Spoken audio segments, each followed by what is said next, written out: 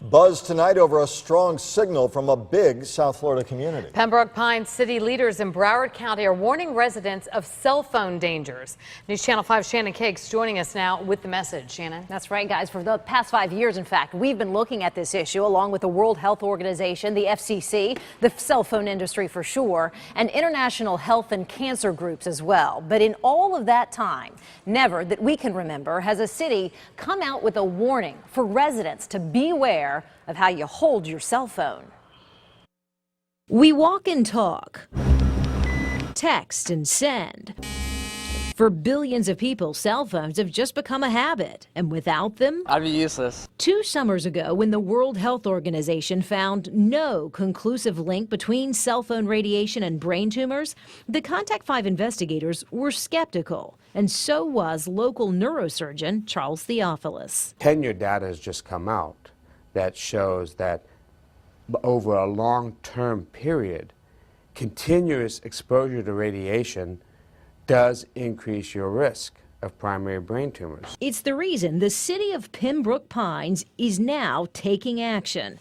Commissioners have just passed a resolution, one of the first in the country, to take a stand and warn residents to think before placing that cell phone directly to their skulls. 2 years ago, a study in the journal Surgical Neurology backed up that warning and found there is adequate epidemiological evidence to suggest a link between prolonged cell phone usage and the development of a brain tumor. Radiation alters the DNA of cells. So when you start altering your DNA and form these mutant cells in your brain, that is what causes brain tumors and brain cancer.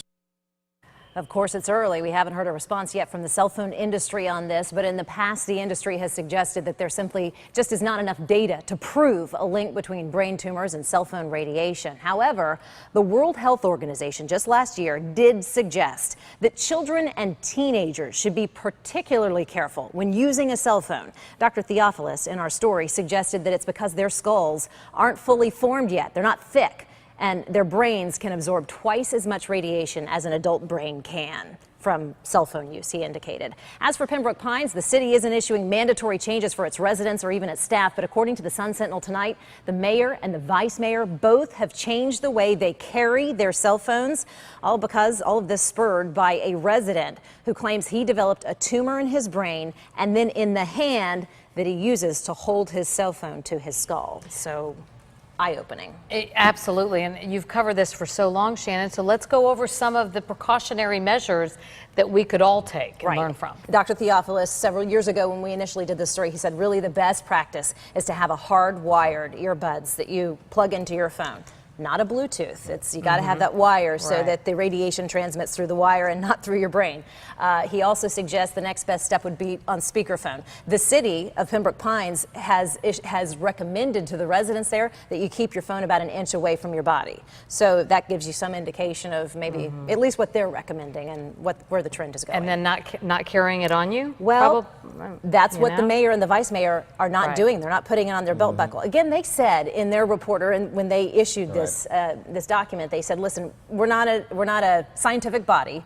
We don't have any data to go on. It's just kind of, this is where it's leading us. And so they have chosen not to carry it on their belt buckle. So I don't want to suggest or let our viewers think that that's what any kind of scientific body is suggesting at this point, but that's what they are doing. Interesting to see reaction in the coming days of this. A large city making this kind of announcement. We'll see how it plays out.